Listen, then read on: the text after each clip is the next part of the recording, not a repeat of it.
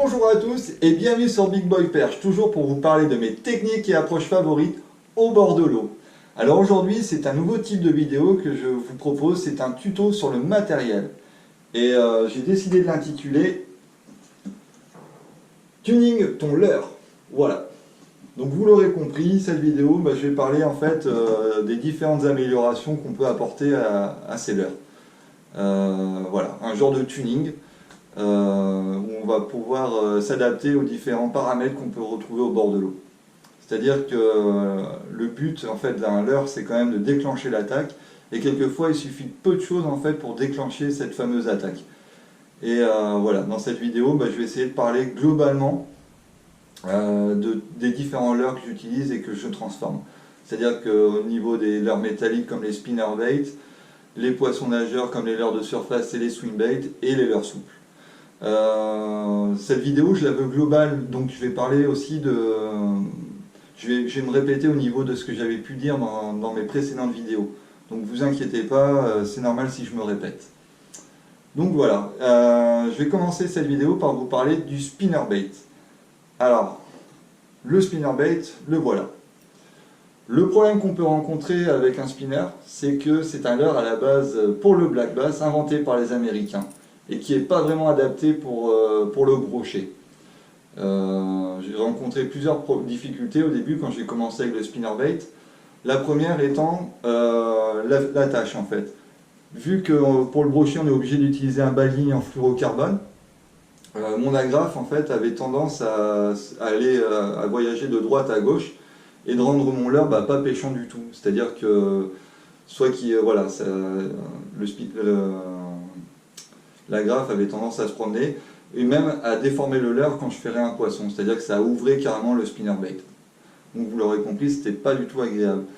Et en fait, je me suis rendu compte qu'en faisant une simple ligature à l'endroit où je dois fixer mon agrafe, avec du fil à couture ou du fil pour la pêche à la mouche, et en mettant une pointe de glu, et voilà, ça permettait de rendre, de mettre, que l'agrafe ne puisse pas plus se barrer. Voilà. Ce qui rendait mon leurre pêchant tout le temps. Ça, c'est la première transformation que j'ai fait sur mes spinnerbait.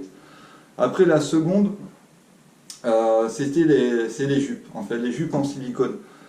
Voilà, il y a plusieurs raisons où on peut changer sa jupe en silicone, du fait que ce soit barré, ou alors qu'on veut l'adapter aux conditions météorologiques.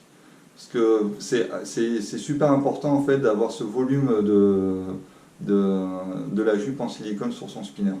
Ça donne un volume, ça donne un mouvement qui est très très important.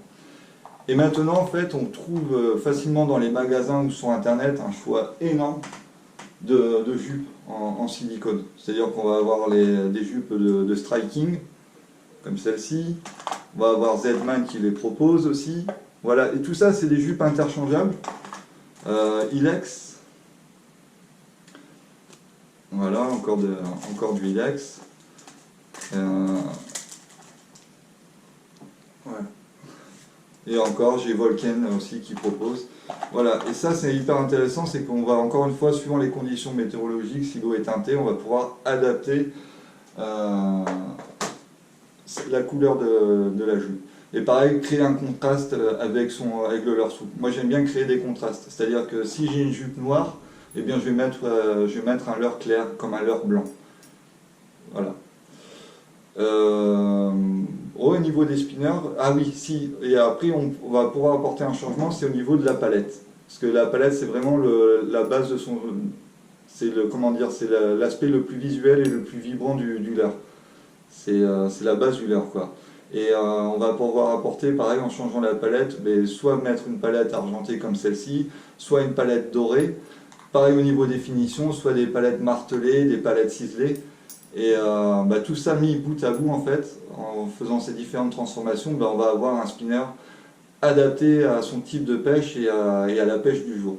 Donc voilà, au lieu d'avoir un leurre que tout le monde a, là on a vraiment le leurre qui va vraiment intéresser, qui aura les bonnes conditions pour le type d'eau souhaité. Donc je conseille à tout le monde en fait de faire ces quelques transformations qui sont assez rapides maintenant. Au niveau des choix des palettes, c'est pareil. Sur le marché, on trouve un choix extraordinaire de palettes, que ce soit des palettes feuilles de saule ou des palettes Colorado, on trouve de tout maintenant. Donc voilà pour ce qui est du spinnerbait. Maintenant je vais passer au swingbait. Et ouais, on le sait tous, le swingbait, j'adore ça. Et pareil, le swingbait, on va pouvoir l'adapter, que ce soit au niveau des coloris, du volume et des vibrations. Et du changement de nage aussi. Quelquefois, changer la nage de son swingbait, eh ben, ça peut apporter beaucoup de choses. Le premier truc que je vais parler, c'est en fait c'est le rajout d'un autre leurre dessus. C'est doubler l'action de deux leurres. Avec en fait un Alabama ring ou un umbrella ring. En fait, c'est les deux termes qu'on peut trouver. Donc je vais présenter le leurre pour ceux qui ne le connaissent pas encore. Voilà l'umbrella ring. C'est censé à la base représenter un banc de petits poissons. Grâce aux émerillons barils avec l'agrafe, on va mettre soit des palettes soit des leurres souples qui regroupés vont ressembler à un petit banc de poisson. Et sur l'axe principal, on va fixer un leurre plus volumineux, plus gros, qui lui va être la cible en fait pour les attaques, qui va être le déclencheur de l'attaque aussi. Voilà. Et ça, on le voit très peu au bord de l'eau, et ça fait maintenant 5-6 ans que je pêche pas mal je fais pas mal de sessions avec, et il y a des jours, ça va vraiment être un gros déclencheur d'attaque. Et voilà, je le trouvais intéressant pour en parler. Une fois monté, ça donne ça en fait. C'est voilà. J'ai une préférence en fait, je trouve que ça marche très bien pour le black bass et la perche. Voilà, donc le leurre au bout est censé représenter le prédateur. Et voilà, et les petites palettes sont censées représenter les petits alevins qui sont chassés. Et, par rapport à la taille, en fait, le poisson, le prédateur ne visualise pas une taille complète du leurre. C'est-à-dire que lui, il dissocie les petits alevins avec le prédateur qui chasse. Donc même les perches de 30-40 cm, elles tapent facilement dedans. Et ça a été une grosse surprise les premières fois que j'ai utilisé ce doublage de leurre. Donc voilà pour ce qui est de ça. Ça me tenait à cœur d'en parler. Je vais parler des plombées externes. Alors les plombées externes, pareil, j'en avais déjà parlé dans des précédentes vidéos. Au niveau plombées externes, on va retrouver, comme je vous ai dit, je vais aller assez vite sur ce sujet, des stickers plombés, des plombs externes avec l'agrafe, et des petits stickers, des petites pastilles en tungstène. Voilà les trois principaux types de plombées externes qu'on peut mettre sur un poisson nageur et sur un swingbait. Il y a de plus en plus de fabricants qui proposent sur les swingbaits un anneau de fixation en fait, qu'on va pouvoir mettre en tête, ce qui va permettre en fait de pouvoir rajouter tout de suite soit la plombée externe, ou soit une petite palette, ou soit un leurre souple. Voilà. Et ça c'est hyper intéressant. Parce que la plupart des swingbaits sont des leurres flottants, donc voilà, ce qui va permettre de pouvoir pêcher plus creux et plus profondément, pour pourquoi pas trouver les postes plus profonds où le poisson y est. Si on n'a pas ce système cette attache de fixation, on peut très bien le mettre sous le système ventral, comme ceci. Pas sous le système ventral, pardon, sous l'attache de l'hameçon triple. Voilà. Et ça reste assez discret, c'est masqué dans le triple.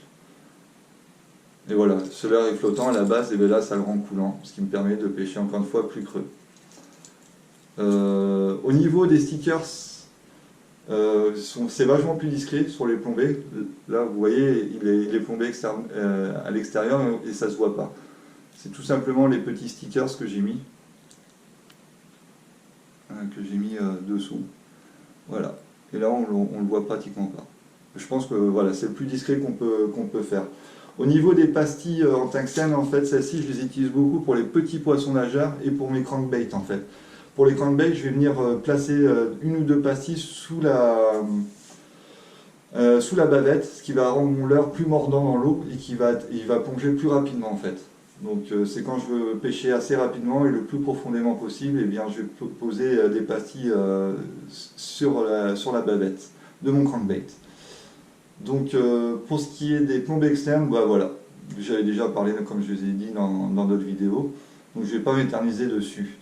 Au niveau des rajouts aussi supplémentaires, ce qui a vachement changé ma pêche aussi, c'est les palettes externes qu'on peut mettre sur les poissons nageurs. Parce que généralement, on a cette vision des rajouts des palettes maintenant sur les leurres souples, pour le fameux chat de la palette et tout, mais ça marche très bien sur les poissons nageurs et sur les swingbaits.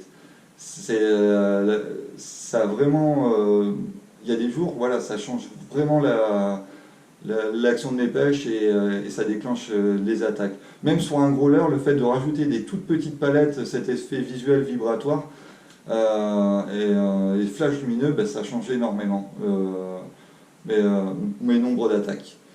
Donc voilà ce que ça donne en fait quand on veut rajouter une petite palette en fait sur un leurre souple. Voilà. C'est assez discret et ça apporte énormément, ça apporte un plus. Ne serait-ce que quand l'eau est un peu mâchée, ou un peu teintée, un peu marron, ou quand la lumière, quand c'est sombre, ou quand il y a un peu de vent, ben voilà, juste le fait de rajouter ça, ça peut être un élément déclencheur d'attaque. Donc n'hésitez pas. C'est pareil, c'est fixé, on le fixe avec une petite agrafe. C'est des palettes qu'on trouve sur le marché assez facilement. Voilà. C'est avec un système d'agrafe comme ça qu'on vient clipser sur l'œillet d'attache du trip au niveau du ventre, mais on peut très bien en mettre deux. J'aurais pu très bien en rajouter deux, comme ceci. Voilà, les configurations sont... on peut faire gaver de choses en fait. Au niveau configuration, c'est énorme. Et ça ouais, ça m'a apporté énormément de poissons de rajouter une palette. Ou voire deux palettes quoi, sur mes là. Donc ça, bon. Alors au niveau des repères aussi, des marqueurs.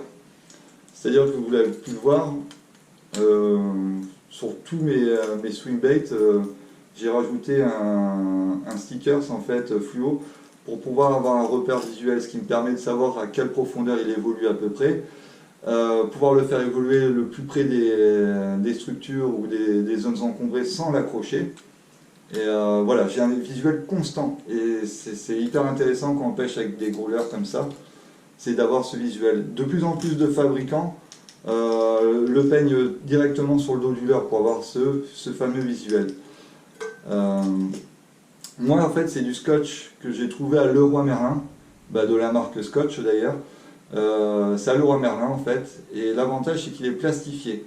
L'inconvénient c'est qu'il est il est très fin et il est assez transparent. Donc il faut doubler voire tripler l'épaisseur pour avoir quelque chose d'assez opaque.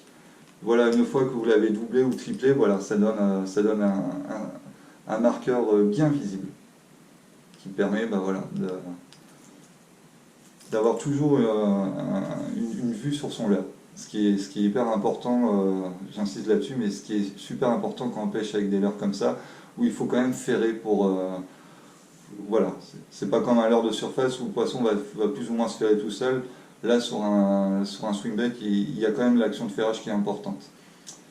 Au niveau du changement d'action de nage aussi, ce qu'on peut apporter sur les swingbaits voilà, articulés, c'est moi je rajoute des caoutchoucs en fait, des stickers caoutchouc au niveau de l'articulation, comme ceci. L'intérêt en fait c'est que je vais réduire le bruit du cliquetis de l'articulation. Donc sur des poissons éduqués ou sur des eaux très claires, c'est toujours ça en plus d'avoir le moins de bruit. Et l'autre avantage c'est que je vais changer la nage de mon leurre.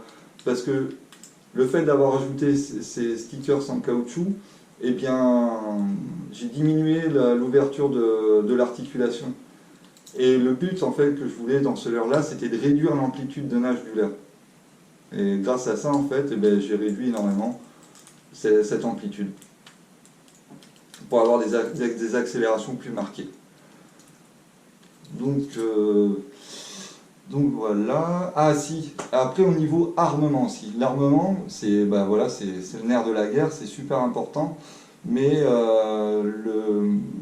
voilà, plus on réduit l'armement, moins on blesse son poisson, et plus on va réduire les risques d'accro. pas forcément accroché au fond dans une branche, mais le fait d'accrocher une herbe et tout qui va en fait réduire et anéantir en fait la nage et l'attrait de votre leurre. C'est quand on accroche une guirlande d'élodés, d'algues et tout, bah voilà, ça anéantit, ça réduit l'action de nage de votre leurre. Et ça peut même vous griller au niveau d'un poste où les poissons sont éduqués. Donc voilà, le fait de réduire l'armement, il y a plein d'avantages.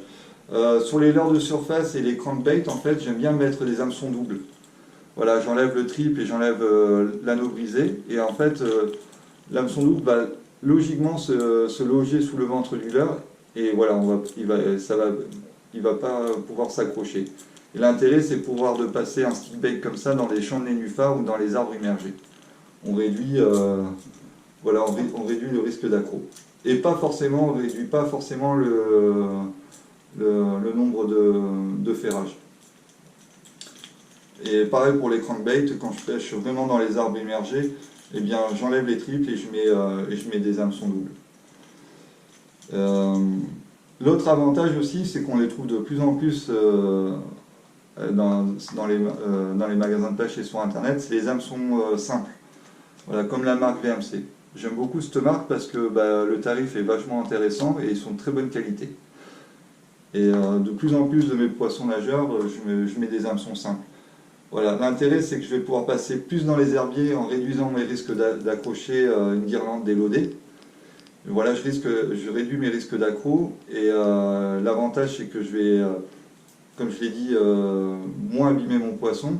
Et l'autre avantage qui n'est pas des moindres, surtout quand on est tatillon comme moi, c'est qu'on raille beaucoup moins son leurre.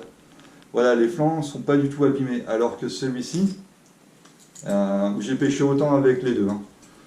Celui-ci, voilà, le fait d'avoir les triples viennent frotter sur les flancs pendant qu'il nage, et ça anéantit au bout de 2 ou 3 sessions, voilà, ça anéantit la peinture du leurre.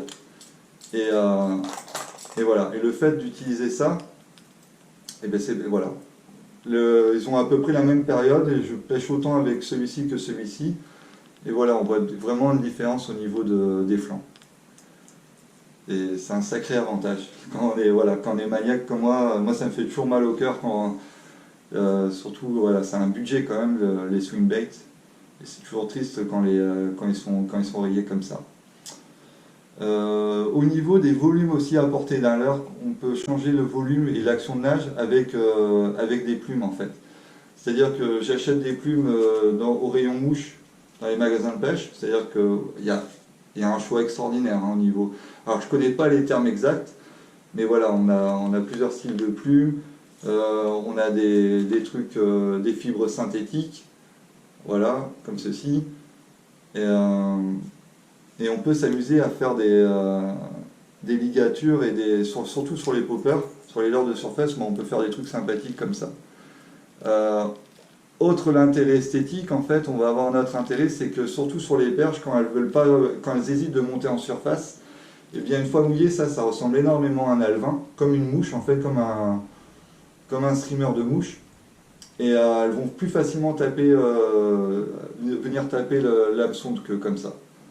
Donc ça a aussi l'avantage sur les poissons qui sont un peu peureux, et bien, je trouve qu'ils montent plus facilement. Pareil, on peut très bien doubler, en mettre deux. Ça va représenter comme deux petits alevins qui sont chassés en surface. Voilà, il y a plein de possibilités. Et voilà, un autre que j'avais fait. Et pareil, on peut faire des ligatures sur les swing baits, ce qui va apporter un volume différent, une vibration différente et une nage différente. Donc voilà. Pareil pour ça, maintenant j'ai investi dans un petit étau pour la pêche à la mouche, ce qui me permet en fait de mettre le trip et de faire mes ligatures plus facilement. Et j'utilise, je connais pas le nom de cet outil. S'il y en a un qui connaît, qu'il n'hésite pas à me le mettre en commentaire.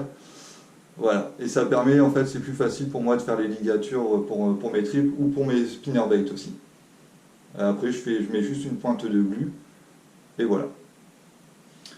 C'est au niveau investissement matériel, vous avez vu, j'utilise pas grand chose. Donc, Je pense avoir fait le tour. Ah oui, au niveau des leurres souples. Alors les leurres souples, ça va très vite. Je transforme très peu, très rarement mes leurres souples, à part tout ce qui est crocs, écrevisses, créatures. Ou quand je pêche en weedless, ou avec des hameçons texans sans plomber, eh bien, si je veux descendre plus rapidement ou pêcher creux plus rapidement, eh bien, je vais utiliser des plombages internes. Alors, il y a deux possibilités, soit le plomb traditionnel comme celui-ci, ou soit le tungstène comme celui-ci. Alors, les deux font 1 gramme de. Vous voyez, il y en a un par contre qui sera vachement plus discret. Et c'est vachement plus intéressant, c'est pas polluant, le tungstène n'est pas polluant par rapport au plomb. Et par souci de discrétion, ben, je préfère utiliser le tungstène. La deuxième chose que je vais rajouter dans les leurres souples style écrevisse, comme ceci, c'est que je vais utiliser un rattle. En fait, un rattle, c'est tout simplement comme pour les poissons nageurs avec les billes internes, c'est que ça va faire du bruit. Voilà. Et les rattles, bah, c'est une chambre de verre avec des petits plombs dedans, des petites billes dedans, qui va venir faire une sonorité sur mon leurre souple. Et en théorie, apparemment, les écrevisses, quand elles sont au fond et qu'elles se déplacent, elles font un petit cliquetis avec leur exosquelette, avec leur carapace.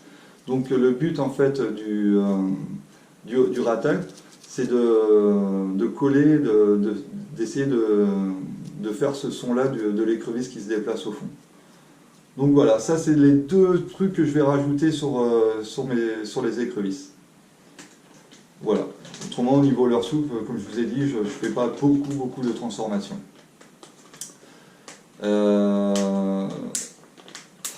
Qu'est-ce que j'aurais pu rajouter bah non, je pense avoir fait le tour au niveau de mes différentes approches.